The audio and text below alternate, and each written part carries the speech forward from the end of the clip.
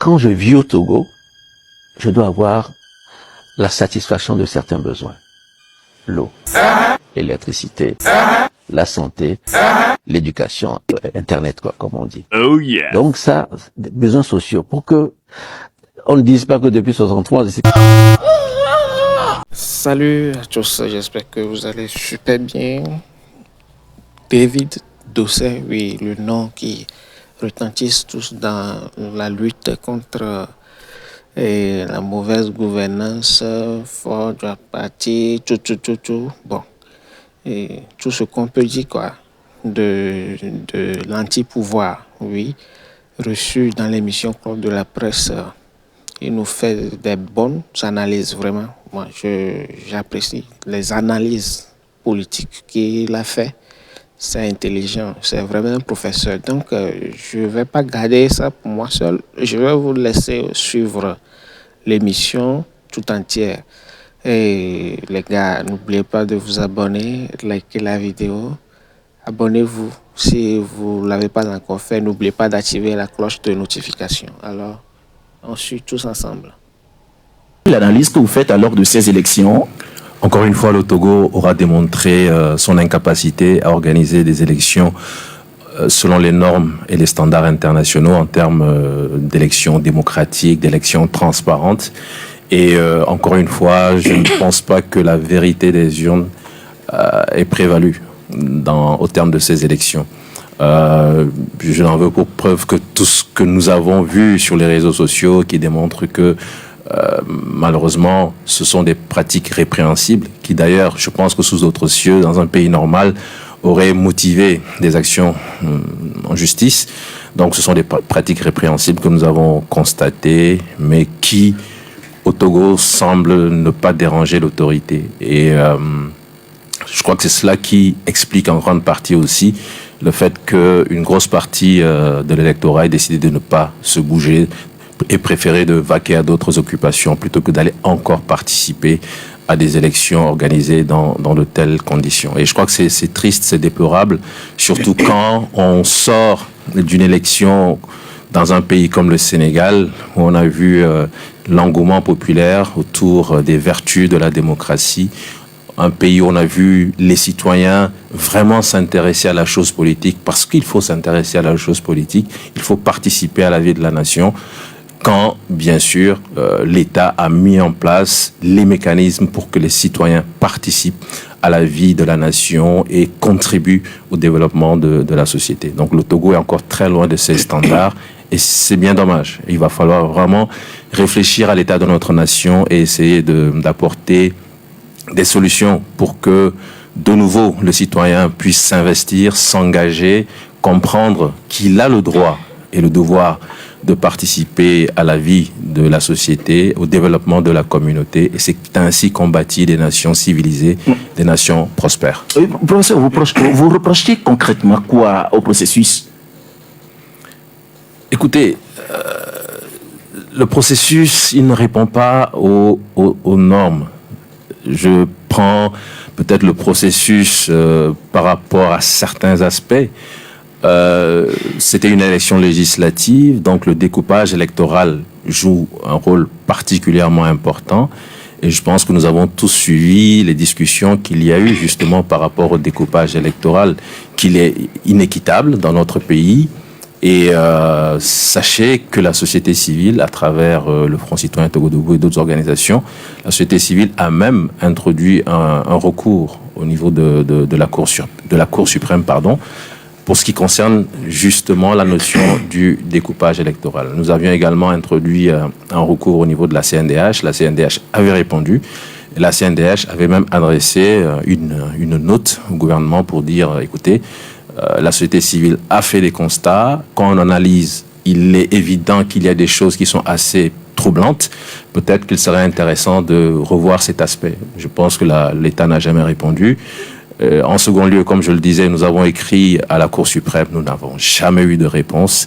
Voilà une façon méprisante des autorités publiques de traiter le citoyen, parce que quand je parle de la société civile, pour moi, c'est vraiment le citoyen.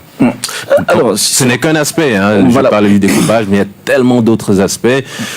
le fait que l'on refuse systématiquement la proclamation bureau de vote par bureau de vote, alors qu'au Sénégal, c'est ce qui se fait. Le fait qu'on ait décidé d'organiser ces élections sans des accréditations à des organes, à des médias internationaux qui sont là pour couvrir, pour voir comment ça se passe. Et je pense que c'est important. Mais là, professeur, chaque pays n'a pas sa manière de faire. Oui, c'est pour ça qu'on parle de standard. Il y a un minimum, une base qu'on estime minimale pour démontrer quand même sa farouche volonté de faire les choses de façon transparente. Mais quand ce minimum n'est pas atteint, c'est vrai qu'il peut y avoir des spécificités selon des pays. J'en suis totalement conscient, je suis totalement d'accord. Mais il y a une base minimale. Si vous n'arrivez pas à atteindre ce minimum, c'est que franchement, vous avez l'intention peut-être de dissimuler des choses. Et moi, j'ai ouï dire par un journaliste étranger que lors d'une rencontre en France avec un ministre togolais, la question lui a été posée, mais de savoir pourquoi est-ce que vous ne voulez pas donner des accréditations aux médias internationaux pour venir couvrir justement ces élections. Et le journaliste a été effaré par la réponse du ministre. Le gars m'a dit, mais il nous a répondu, ça n'a aucune valeur ajoutée. C'est-à-dire, ça n'a aucune valeur ajoutée de voir des médias internationaux arriver au Togo pour couvrir des élections législatives et régionales. C'était ça la réponse du ministre. C'était ça la réponse du ministre. Je pense que c'est extrêmement grave et ça dénote justement de ce caractère antidémocratique des autorités publiques du Togo. Quand on nous dit également que pour une élection pareille, on interdit c'est la CEJP, hein, c'est le CEJP, le Conseil épiscopal justice et paix, c'est le CEJP, de pouvoir procéder à une observation citoyenne. Alors là, je crois que c'est extrêmement grave.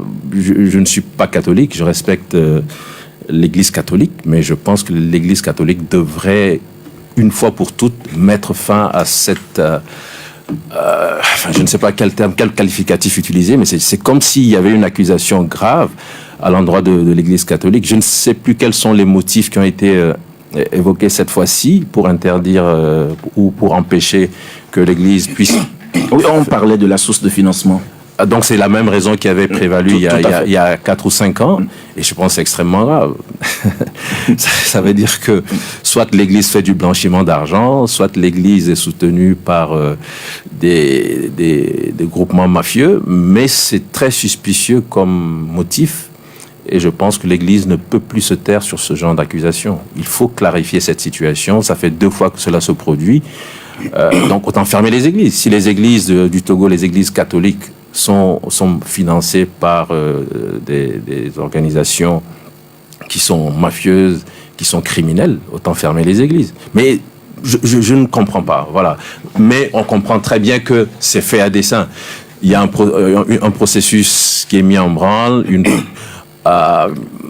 pour organiser des élections dans certaines conditions, pour avoir certains résultats, et quand il y a trop de regards externes, les médias internationaux, l'Église catholique, qui, de mon point de vue, certainement a une grande maturité et beaucoup d'objectivité, quand il y a autant de regards externes qui peuvent suivre un processus, on n'aime pas trop, et donc autant mettre de côté ce genre de regard externe et puis rester soi-même à la manœuvre, organiser les élections sous cloche et proclamer les résultats qu'on a vus. Au-delà alors au moins j'allais dire au regard, surtout alors de ce processus que vous venez alors de décrire, est-ce que les résultats vous ont surpris, parce qu'on sait que les résultats déjà donnent des sièges largement quand même de une victoire à unir le parti au pouvoir avec 108 sièges et déjà l'opposition qui s'en sort avec pratiquement 5 sièges. Est-ce que vous avez été surpris, professeur? Bon, nous tous, nous savions que UNIR partait avec une longueur d'avance, pour des raisons que l'on connaît. Mais se retrouver avec un score à la soviétique, avec plus de 95% de succès, j'avoue que là, moi, j'ai été surpris. Peut-être que je suis encore un peu naïf. Mais là aussi, est-ce que c'est pas une confiance totale alors du peuple au parti au pouvoir? Alors, quelqu'un m'a dit, mais écoute, prends le cas du Sénégal, où on a vu Sonko, Diomaye Faye, une histoire phénoménale, un scénario à la hollywoodienne, hein, vraiment une très belle histoire avec un engouement de la jeunesse, un engouement populaire, les citoyens qui sortent pour voter, et on se retrouve avec combien? Je pense qu'ils ont eu 50 et quelques en termes de pourcentage. Alors voilà, un pays où on aurait pu s'attendre, si on nous avait annoncé au Sénégal que voilà, Diomaye Faye avait tout raflé, avec Sonko, ils avaient tout raflé, qu'ils avaient eu 75%, 80%, je pense que ça n'aurait gêné personne, je pense. Mais voilà, un pays où une équipe qui avait le vent en poupe se retrouve avec un chiffre très honorable. Un pays comme le Togo, où depuis plusieurs années, le pouvoir est quand même décrié, ça fait bizarre. Ça fait bizarre que le pouvoir tout le temps décrié dans les rues, des manifestations qui sont maintenant bien sûr interdites de plus en plus, la restriction de l'espace civique, les problèmes de santé, les problèmes d'électricité et d'énergie qu'on connaît, les problèmes liés à l'éducation.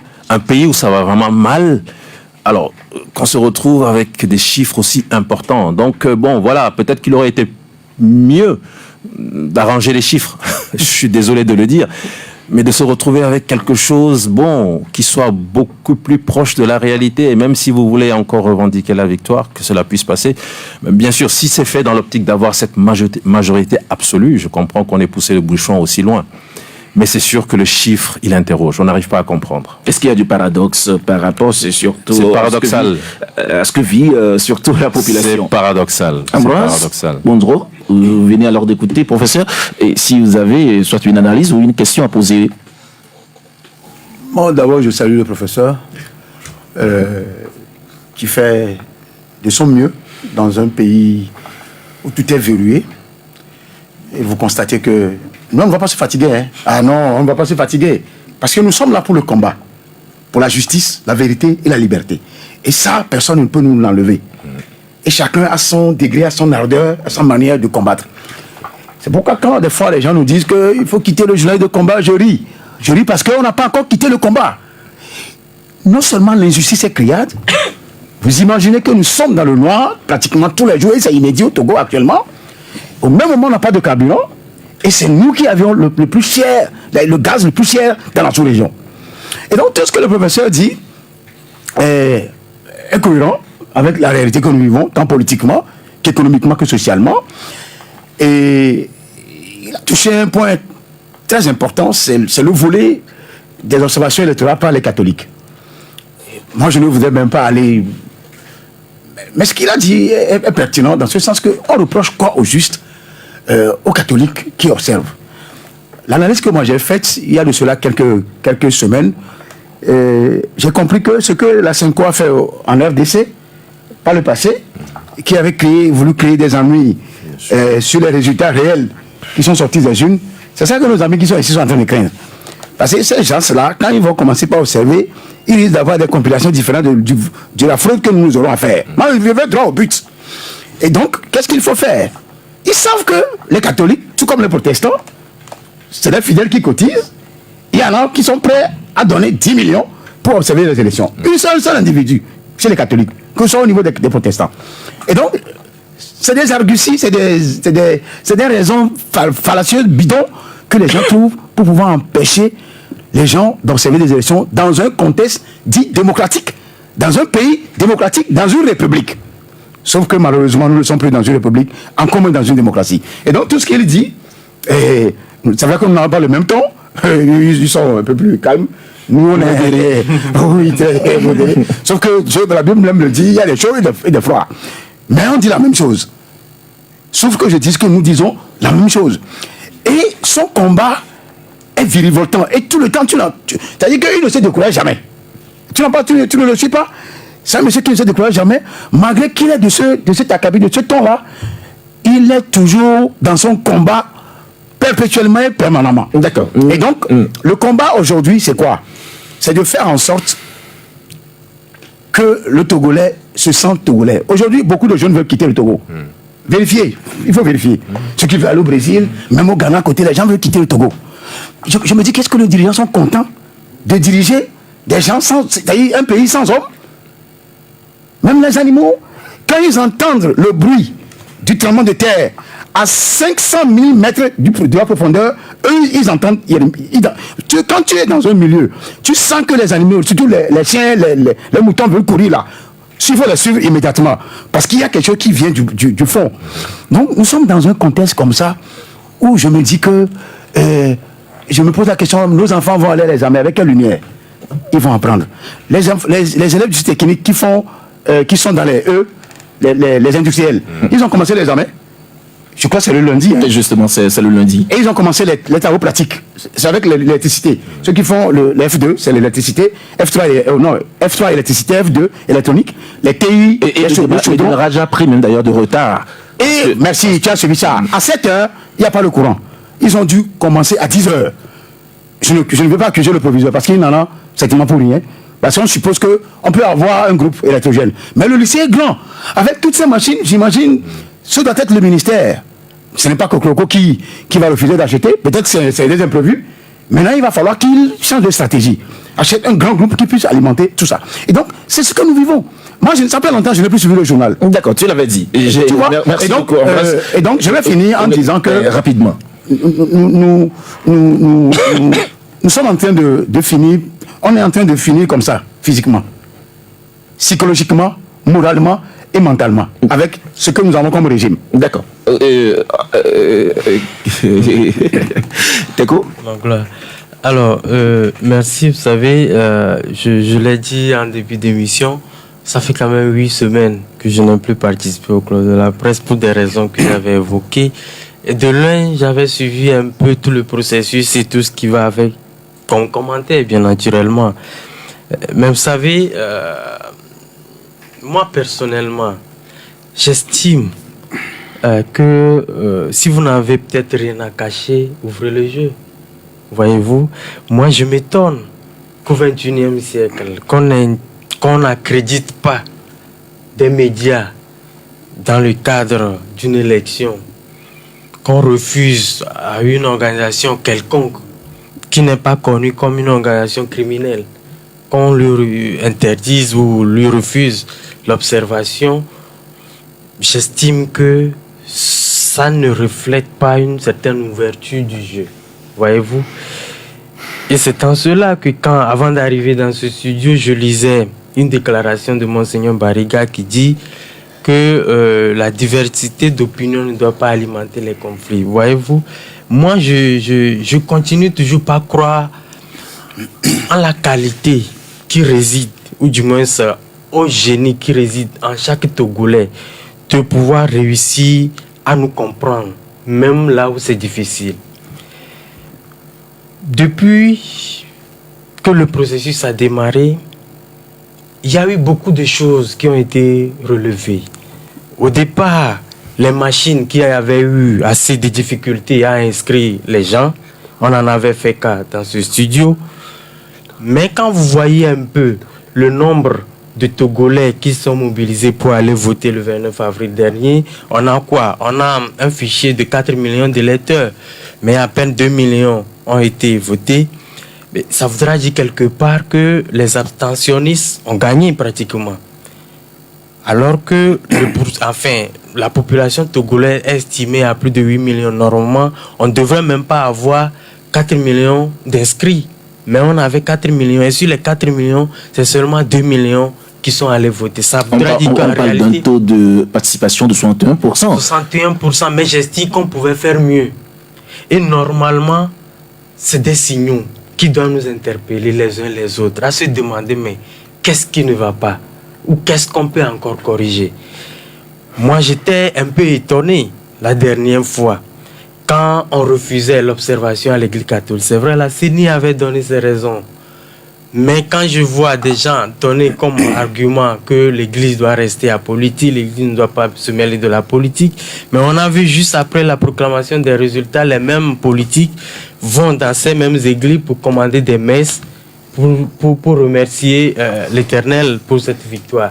Mais je me demande, est-ce que les gens font sciemment ce qu'ils font là, ou alors ils ne le savent pas? Mais je veux bien croire qu'ils le savent, que l'Église est une autorité morale et en tant que tel, on ne doit pas lui interdire quand même l'observation des élections. Bon, maintenant, nous sommes là où nous sommes avec les résultats. Je ne sais pas si on peut encore refaire les choses. Mais la réalité aussi est que, avec les résultats que nous avons, à plus de 96% pour unir, je vois des ministres, des députés danser, chanter. C'est bon, nous l'avons écrit dans nos parutions du jour. Mais est-ce que c'est l'heure de danser? Voyez-vous, l'électricité manque. Qu'est-ce qu'on peut faire aujourd'hui sans l'énergie électrique? Qu'est-ce qu'on peut faire? Alors que quand vous voyez toutes les politiques de développement que nous déclinons du PND à tout ce que nous avons aujourd'hui, on centre, on axe toutes nos politiques sur le développement. Mais quand l'énergie manque de façon courrière, comme nous le constatons, il y a problème. C'est pour ça que je dis, il ne faudrait pas à un moment donné on axe tout sur la politique. On semble oublier l'essentiel. Et quand ça va comme ça ne nous arrange pas. C'est pour ça que je dis à un moment donné, il faut se départir des considérations politiques, s'atteler au quotidien des Togolais. Aujourd'hui, voyez-vous, c'est une victoire, certes, je la prends telle, mais je vous assure, 6 ans après, le parti UNIR ou le gouvernement n'aura plus d'excuses devant les Togolais. Parce que quand vous avez une victoire comme cela, 6 ans après, il ne faudrait pas que les Togolais soient encore malheureux ou crient qu'ils ne trouvent pas leur pain quotidien, qu'ils ont des difficultés à subvenir aux besoins de leur famille, à se soigner ou à inscrire leurs enfants à l'école. C'est pour ça que nous avons écrit aujourd'hui que le risque est grand qu'on tombe dans le pied, n'est-ce pas, de la cigale et la fourmi. L'heure n'est pas à la danse ni au chant. Il faut s'atteler aux urgences de l'heure. C'est de permettre aux Togolais de trouver de l'énergie. Ça, Dieu seul sait si on peut finir cette émission sans qu'il y ait de coupure. Et donc, ça interpelle les uns les autres à se départager des considérations politiques pour s'atteler aux meilleures conditions de vie et de travail des Togolais. Parce qu'aujourd'hui, ce qu'Ambroise a dit, c'est vrai. Beaucoup de jeunes veulent partir.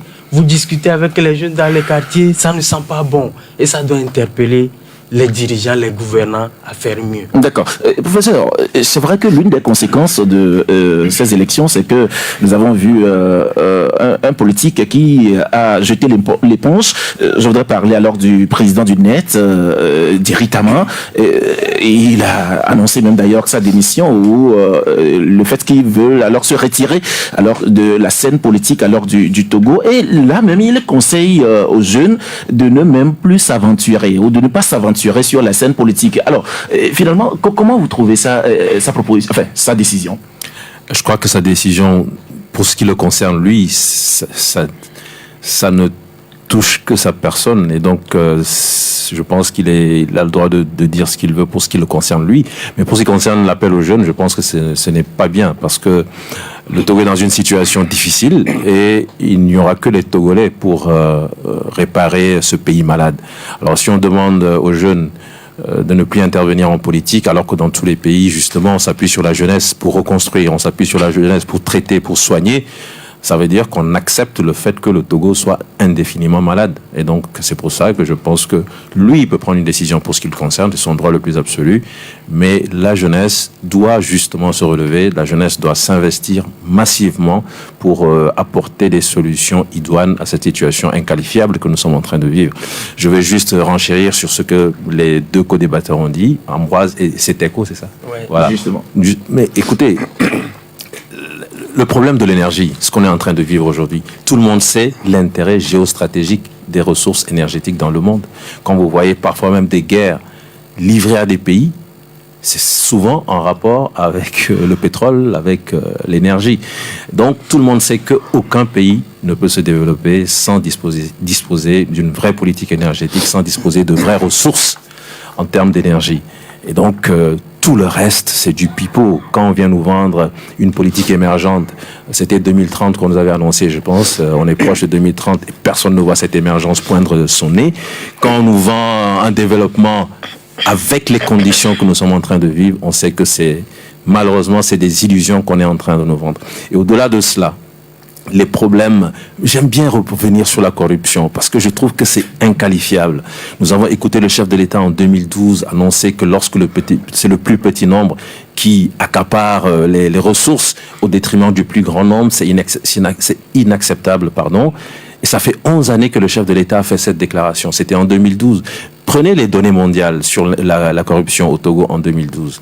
J'ai encore vérifié ça il y a quelques jours. On était à 70 points sur 100. Et plus les chiffres sont élevés, plus c'est mauvais. Donc le Togo était à 70 points sur 100 en 2012, lorsque le chef de l'État avait fait cette annonce que je trouve historique et éminemment importante.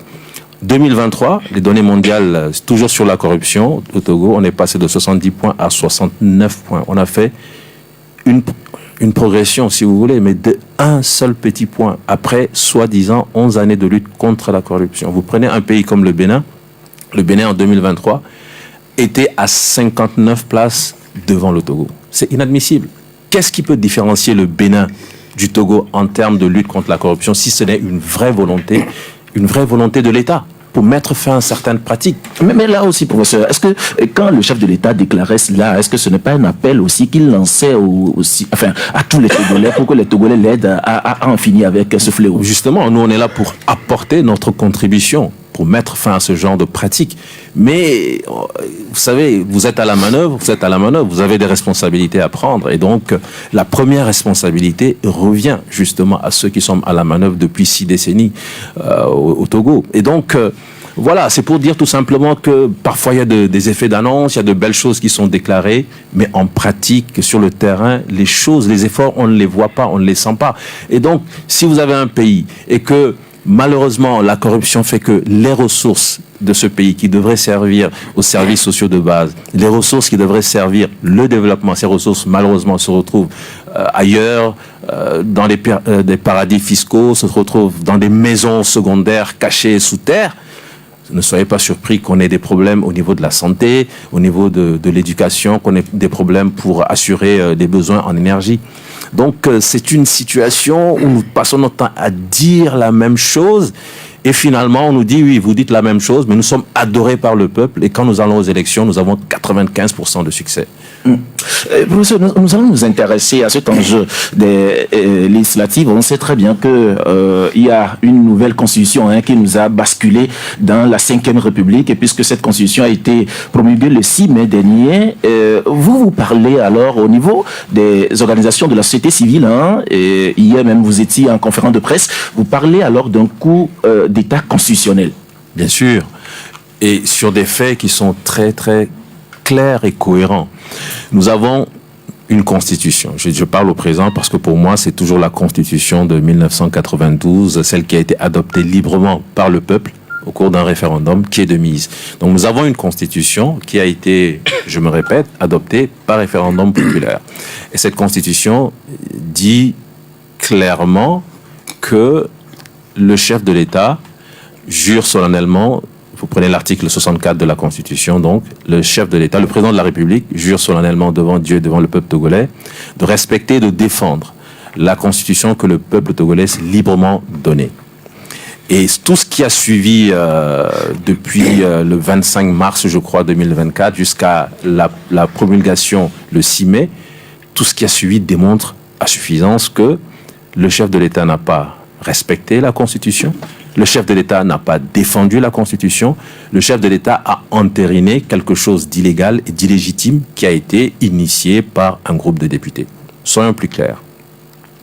Vous avez une maison, vous avez un gardien qui est supposé être le rempart contre les malfaiteurs, les braqueurs.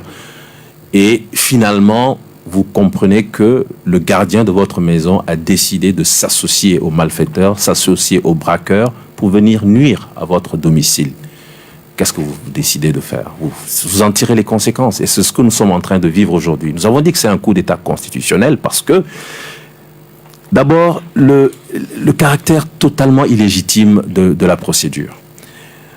On a une constitution de 1992 qui sait qu'on peut avoir par moment besoin d'adapter des articles de la Constitution à l'évolution de la société et qui prévoit donc des mécanismes pour des révisions d'articles. C'est ce qui a été dit dans l'article 144 sous le titre 13 qui porte sur la révision. Donc, titre 13 de notre Constitution, la Constitution comporte 17 titres. Le titre 13 s'intitule « De la révision ». Et effectivement, on explique comment est-ce qu'on peut être amené à procéder à une révision de la Constitution lorsque le besoin s'en fait sentir, avec les mécanismes qui peuvent permettre de procéder à cette révision au niveau du Parlement, lorsqu'on a 4/5e, ou si ce n'est pas réglé au niveau du Parlement, comment est-ce qu'on peut être amené à proposer la révision au peuple togolais. Et voilà donc un document, et encore des amis constitutionnalistes à qui je me suis adressé l'ont lu de bout en bout et m'ont dit clairement que ce document n'a jamais permis au Parlement togolais de procéder à un changement de constitution pour faire basculer d'une 4e République à une 5e République. Il n'y a aucun endroit, aucun article qui explique qu'ils peuvent être à 4/5e ou même à 5/5e ou même à l'unanimité d'accord sur une procédure de changement pour que cela puisse se faire au niveau du Parlement. Le Parlement togolais n'a pas cette compétence. Le Parlement n'a pas cette prérogative. Et donc, tout ce qui est fait dans le sens du changement au sein du Parlement est totalement illégal et totalement illégitime. Cela se fait en violation des dispositions de notre Constitution. Et voilà donc cette situation où le Parlement dit, voilà, écoutez, nous décidons simplement d'appliquer la procédure de révision à la procédure de changement.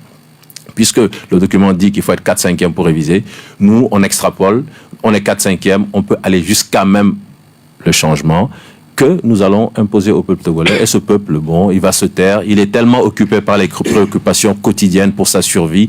Il va parler 1 fois, 2 fois, s'exprimer pendant 2 semaines, 3 semaines. Il va se taire et puis nous allons avancer. Voilà donc la situation dans laquelle on se trouve. Et nous disons clairement que donc, en raison des dispositions constitutionnelles qui ont été violées, article 59, etc., en raison du fait que le Parlement n'a pas le droit de procéder à un changement sans revenir devant le peuple, sans proposer les modifications importantes de la Constitution au peuple togolais qui décide ensuite à aller à un référendum et de dire oui ou non. Tant que cela n'a pas été respecté, c'est qu'on est dans l'illégalité, c'est qu'on est dans l'illégitimité. Et donc c'est un coup d'État. On a renversé un régime constitutionnel et lisez l'article 150. C'est quelque chose, c'est un crime qui est imprescriptible. Et je le répète encore, ceux qui se sont adonnés à ce coup d'État, qu'ils sachent qu'ils ont commis un crime contre la nation togolaise. C'est un crime qui est imprescriptible. Même si c'est dans 10 ans, dans 20 ans, il faudra revenir sur cela et leur poser des questions. Mais est-ce que, à l'allure là, aujourd'hui, vous demandez quand même que, comment l'appelle-t-on, cette loi qui a été, loi fondamentale, hein, qui a été promulguée soit totalement retirée, purement retirée. Alors, est-ce que, avec cette promulgation, est-ce que le vin n'est pas tiré? Non, le vin n'est pas tiré. Le vin a été tiré c'est l'exemple que je donne à chaque fois, en 2005, le 6 février 2005, le vin a été tiré. Revoyez les articles de la Constitution qu'on avait modifiés. Les Togolais connaissent leur histoire et ils savent très bien pourquoi est-ce qu'on avait modifié les 2 importants articles de la Constitution le 6 février 2005. Et 3 semaines après, le 24 février, on pensait que le vin était tiré, mais le 24 février, le pouvoir a fait marche arrière. Il y a eu un rétropédalage pour remettre en place les articles tels qu'ils étaient avant le tripatouillage du 6 février 2005. Donc le vin n'est pas tiré. Donc on peut assister à un tel scénario. Il y a déjà eu un rétropédalage en 2005. Pour moi, c'est une jurisprudence. Je ne sais pas si c'est le terme adéquat, mais rien n'empêche que tout dépend de la volonté populaire de dire il faut stopper cette machination. Et qu'est-ce que la population doit faire? En 2005, nous avions montré l'exemple. Nous avions démontré à la face du monde entier que nous n'étions pas d'accord. Nous demandons au peuple togolais de se préparer également à le faire. Nous ne sommes pas encore arrivés à cet instant. Mais nous espérons que progressivement, cette indignation qui est partout dans tous les esprits, elle pourra se matérialiser et démontrer par une énorme mobilisation populaire que le peuple togolais a dit non à cette 5e République. Le vin n'est pas tiré et nous, en tout cas, nous n'allons pas boire ce vin. D'accord. Et Ambroise, est-ce que vous pensez que déjà, après cette promulgation, on peut revenir en arrière? En fait, je voudrais me prononcer sur 3 sujets que le professeur a abordés. D'abord, commençant par la situation de la Constitution que nous avons aujourd'hui. Il a clairement dit que c'est un changement de Constitution et nous ne sommes pas dans un format de révision constitutionnelle parce que on ne peut pas être dans un format de révision constitutionnelle et toucher l'article 59 de la Constitution. Parce que l'article même dit ne me touchez pas. Vous voulez me toucher, allez consulter le peuple. Et le pire dans tout ça, c'est que nous avons une nouvelle Constitution dont on nous parle, dont le peuple n'est pas au courant, alors que la Constitution est un contrat social. Et ce contrat social est une émanation du peuple. Dans ce contexte, on n'a pas senti le peuple dedans. Le pire, c'est qu'on nous avait parlé de consultation de 2 jours, et contrairement aux consultations qu'eux-mêmes ils avaient initié avec la commission Awanana, qui a quitté depuis Dafon jusqu'à Tapamé, il s'est arrêté. Vous vous rappelez. Et donc, tout ce que les gens ont dit, allez, mettez ça dans un tiroir. On ne veut pas ça. Et donc, aujourd'hui, ni les ministres qui sillonnaient les médias là, ils n'ont pas la Constitution. Je ne vous le cache pas. Ils vous diront en coulisses qu'eux-mêmes, ils n'ont pas la Constitution. Pour dire en réalité quand les députés sont partis faire la consultation alors du peuple, l'âge consultation même d'ailleurs, on nous apprenait, c'est sur la base de quoi? Non, on n'appelle pas ça Constitution, parce que c'est pas si tout le monde a son narratif ou a son lexique. Consultation de l'âge là, c'est quel Français qui dit qu'il faut appeler le chef du village et le chef du canton et quelques, comment vous les appelez, quelques CVD, des groupes dans une chambre et leur dit que, ok, nous voulons faire une nouvelle constitution pour vous donner une nouvelle vie. C'est la consultation. Et donc, ça, ce n'est pas une consultation. Je te parlais que la constitution que Awanana avait fait, c'était la consultation dont on parlait. Même avant la CVG, le HCDH, le Igeo, la Tokumbo, on avait fait une consultation, on avait même invité les journalistes à Kara, j'étais à Kara, pendant tout un mois, plus d'un mois. Donc, bref. Donc, pour corroborer avec le professeur de Sey, qu'en réalité, ils sont obligés de revenir à ça. Même après 20 ans, ils sont obligés de revenir à ça. Et il a dit quelque chose de très important. J'allais titrer ça la dernière fois, mais j'ai dû me résoudre pour le moment, pour voir l'évolution des choses, puisque je n'ai pas les tests. Mais je me dis que c'est un crime imprescriptible, comme il a dit. C'est extrêmement grave. Ce que les 21 ou 20 députés ont fait là, s'ils sont en vie, ils répondront demain. Il faudrait qu'on leur dise la vérité. La vérité blesse. Mais elle guérit et elle affranchit. C'est la Bible qui le dit, je ne l'invente pas. Pour dire qu'en réalité, nous sommes dans un... Nous, on est rassurés. Hein. C'est vrai qu'on prend de l'âge, notre génération a été foutue en l'air. On ne va pas laisser nos enfants aussi, leur génération, foutre en l'air. Jamais. Et donc, c'est un combat qui sera permanent, permanemment, et quotidiennement et continuellement. Ça, c'est pour le point de la Constitution. D'accord. Pour le point de Jerry Tama. Pour Jerry Tama, je te caricature ce schéma-là, tu vas comprendre. Un militaire qui quitte l'armée, un commandant de l'armée qui quitte l'armée au Togo, dans ce rectangle, et qui vous dit qu'il va faire la politique. Comprenez qu'il est venu en mission. Ça, c'est mon point de vue. Justement. Et cette mission, c'est pour déstabiliser l'opposition. Suivez-moi très bien. Le CST, tout ça là, pourquoi ça n'a pas marché? Les Abbas Kaboua qui sont venus, aujourd'hui, vous comprenez, tout ce qu'ils disent, vous comprenez qu'ils étaient de l'autre côté. Maintenant, ils ont basculé. Donc, comprenez que le monsieur est en mission. Et sa mission a été foutue à l'air. Ils ont pris le lait. Le bœuf a été tué, la viande partagée.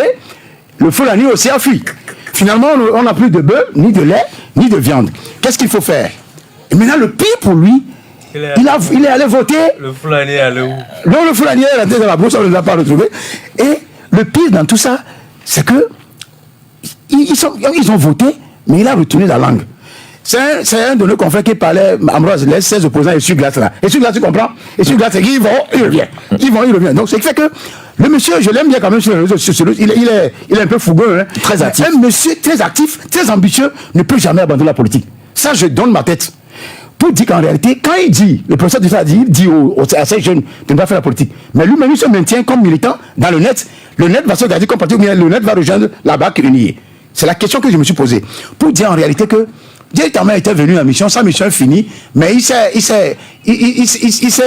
s'est mordu les doigts en devenant rebelle contre les gardes unis. Maintenant, il ne va pas le rater.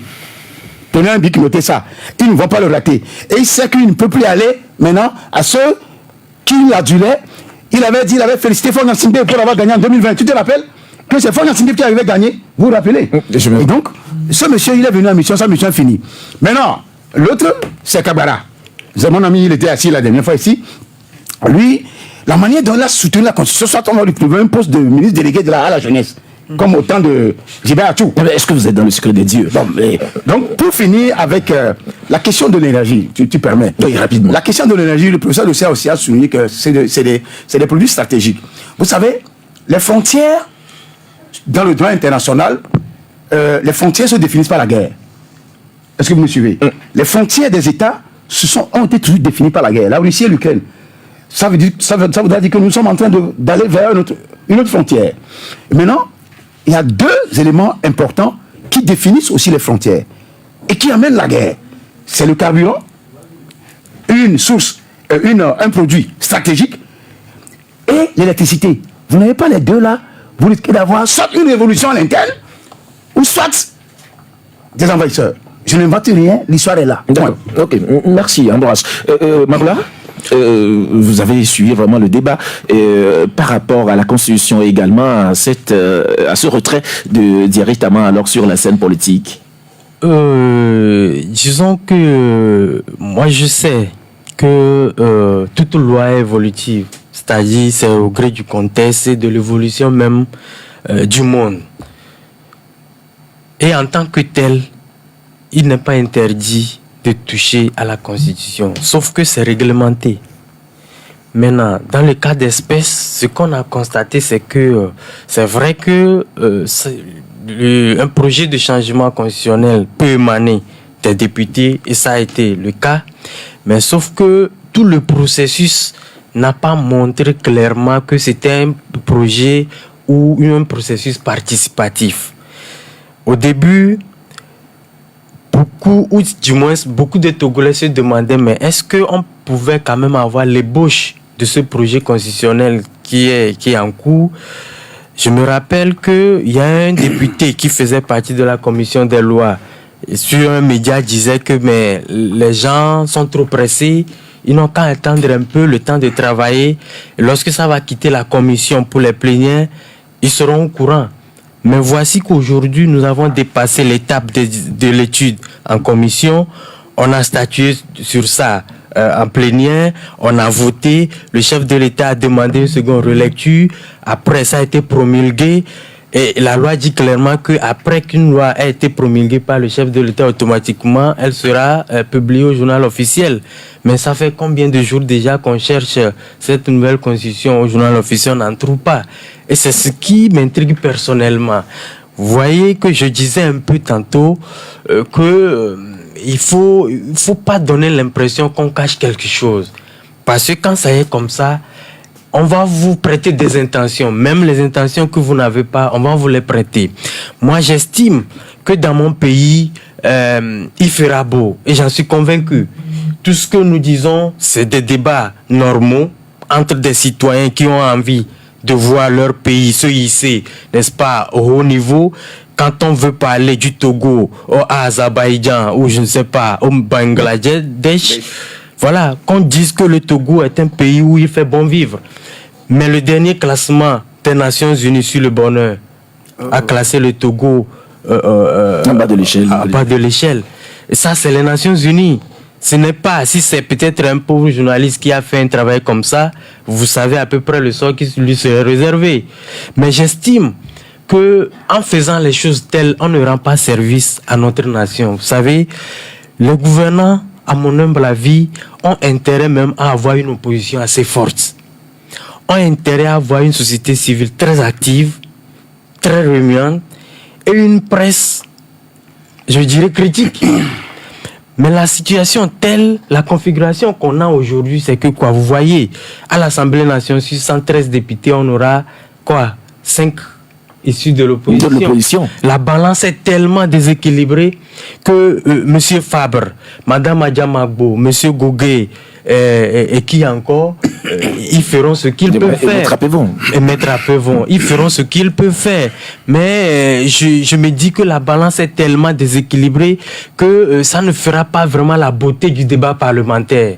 Voyez-vous, autant nous avons voulu que ce qu'on a observé au temps de l'ancienne législature où c'était un peu monotone, où bon, ça allait très vite, avec l'engagement pratiquement de tous les partis de l'opposition, même dans le processus électoral, qu'à la fin, on aurait peut-être eu une masse conséquente de politiques issus des rangs de l'opposition qui vraiment vont animer la vie parlementaire, mais les résultats étant ce qu'ils sont, mais j'estime que ça ne fera pas vraiment un beau débat parlementaire. C'est vrai que M. Fabre l'a dit, je crois hier ou avant-hier, qu'ils ne se laisseront pas faire, je veux bien croire, mais quand on prend aussi au niveau de la presse, disons-nous la vérité, c'est les courageux qui font les débats politiques maintenant sur les médias. Beaucoup se font de l'autocensure parce que, à la moindre, vous placez un mot un peu malveillant, ça va être difficile. Mais je crois quand même que quoi qu'on dise, c'est notre job, on va le faire parce que c'est notre pays. Qu'on ne prenne pas peut-être ce que nous disons ici comme on est contre quelqu'un, mais c'est amener les uns les autres à prendre conscience que si on fait bien, on le fait non seulement pour nous, mais pour la génération à venir. Et on gagnera même mieux à faire tout ça pour que le Togo, seul le Togo, soit gagnant à la fin. Merci beaucoup, Magloire. Professeur, c'est vrai que ce débat se posait. Il y a d'aucuns qui disaient que, que l'opposition n'a pas besoin alors de siéger, qu'on laisse alors une large opportunité au pouvoir en place, on laisse alors les 5 sièges. Et d'aucuns disent que non, il est très important que l'opposition siège au Parlement. Finalement, c'est quoi votre avis là-dessus? Je pense que j'en ai discuté aussi avec certains responsables politiques. Je leur ai dit clairement que la décision finale leur appartient. Mais ce qu'il faudrait, c'est que cette décision soit consensuelle entre les 4 parties. Parce que y aller, ça a des inconvénients, assurément, mais ça a également quelques avantages. Et il ne faut pas occulter ces avantages. Ne pas y aller, ça a aussi certainement des avantages, parce que c'est un message très fort en rapport à ce qu'on nous a servi lorsqu'on a dit on change de constitution. On nous a dit c'est un régime parlementaire, pour reprendre les propos de Magloire, c'est une démocratie parlementaire. On garantit la représentativité des différentes sensibilités politiques pour un débat. Alors comment est-ce que vous voulez mener un débat dans ces conditions? Donc le schéma que le Parlement présente aujourd'hui ne permet certainement pas de répondre à cet objectif de démocratie parlementaire, de débat parlementaire qu'on nous a servi pour justifier le passage à la 5e République. Donc, refuser d'y aller, c'est aussi une façon d'exprimer le fait que tout ce qu'on nous sert depuis un certain temps, ça va au-delà de l'entendement. Et ça me permet peut-être de reparler un peu, j'aime bien en parler de plus en plus, le syndrome du Brice qu'on a évoqué lors du meeting, qui est c'est un trouble de la personnalité. Et ça a été démontré par les anglo-saxons. Lorsque vous restez trop longtemps au pouvoir, c'est souvent lié au pouvoir et c'est en rapport avec les chefs de gouvernement. Quand vous restez trop longtemps au pouvoir, vous allez poser des actes de ce genre. C'est un trouble de la personnalité, c'est comme ça. À un moment donné, vous pensez que vous êtes tout puissant. Vous êtes super puissant et que vous avez le droit de tout faire. C'est le trouble de la démesure, c'est le syndrome de la démesure. Il n'y a plus de limite et c'est ce que nous sommes en train de vivre dans notre pays. Nous sommes en train de vivre une situation où l'autorité estime qu'elle peut tout se permettre, elle peut mépriser ce peuple est à son service. Mais est-ce que c'est pas parce qu'on ne voit pas une opposition aussi consistante devant soi? Vous savez, quand vous avez un État qui est aussi rude dans sa manière de réprimer, ils ont parlé de la restriction de l'espace civique. Ils ont parlé de ce qui se passe avec les journalistes. Combien de radios aujourd'hui proposent ce genre de débat? J'espère que on va vous laisser continuer à le faire, mais c'est de plus en plus difficile avec l'autocensure. Donc, autant la répression est rude sur les partis politiques d'opposition, autant elle est rude sur les journalistes, autant elle est rude sur le citoyen lambda, autant elle est rude sur les acteurs de la société civile. Vous avez entendu parler de Pegasus. Quand on met en place de tels logiciels d'exploitation, d'espionnage à l'endroit de simples citoyens, moi je ne suis pas un terroriste, et quand on va m'espionner jusque dans mes lieux les plus intimes, ça m'interroge sur l'état, la nature de ce pouvoir. Et c'est ce que nous vivons. C'est un vrai syndrome du Brice. Aujourd'hui, il y a de vrais troubles de la personnalité au niveau de ceux qui sont en train de diriger ce pays. Pour eux, il n'y a plus de limite. Ils peuvent tout se permettre tant que cela leur permet de maintenir le pouvoir, de confisquer le pouvoir, de rester au pouvoir. C'est ce que nous sommes en train de vivre. D'accord. Juste par rapport à cette histoire qui voudra voir les opposants siéger à l'Assemblée, effectivement, le professeur a donné son point de vue. Moi, j'estime que 5, d'abord, les poids lourds qui seront à l'Assemblée, vous savez, moi, je leur ai proposé d'y aller. Concernant la Constitution, le professeur a dit clairement, il peut ne pas aller. Mais c'est encore un autre boulevard, un grand boulevard. S'ils vont à chaque étape de leur fonctionnement à l'Assemblée, que nos représentants à l'Assemblée, les 5, viennent à chaque fois nous faire une conférence de presse de la manière dont ils gèrent l'Assemblée là-bas. Pour moi, c'est très important. Supposons qu'on propose une loi, ou il y a un projet de loi, que les gens, sans même voir le document, lèvent la main et votent. Ils obstruent les débats, tout ça. Madame Ndamangbo, Maître Fabre, tous les juristes là. Après bon, ils organisent une conférence de presse, présenter la situation. C'est clair, parce que l'Assemblée... Ça permettra aux populations de savoir ce qui se passe. Effectivement, de mettre en nu les bévues qu'on a toujours fait à cette Assemblée, on a commis dans cette Assemblée, et que les populations sont aujourd'hui brimées par des lois iniques. La loi qui interdit les manifestations. Vous ne pouvez pas manifester devant un commissariat, devant une gendarmerie, devant un marché, devant un hôpital. S'ils sont là, ils vont s'opposer. Et quand les gens vont voter, ils viendront nous faire le compte rendu chaque fois à travers une conférence de presse. Moi, je souhaitais qu'il y ait, à un moment donné, jusqu'à ça, en tel summum, ils peuvent toutefois décider de vider l'Assemblée, de quitter l'Assemblée. D'accord, merci beaucoup Ambroise. C'est ça, moi, D'accord, merci Ambroise. Alors, je pense que nous allons arrêter le débat ici, puisque il y a nos auditeurs qui sont très nombreux à l'écoute. Nous allons leur donner aussi la parole.